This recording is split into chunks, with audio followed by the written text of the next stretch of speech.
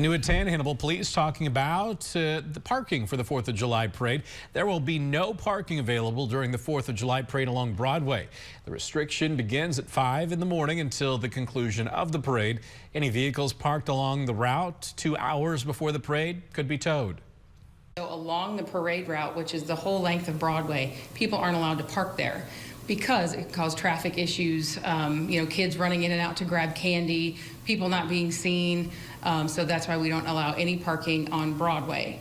If you come for the parade, your best bet is to find one of the side streets. And Hannibal Police say they really don't want to tow anybody, so they're looking for the public's cooperation in the matter.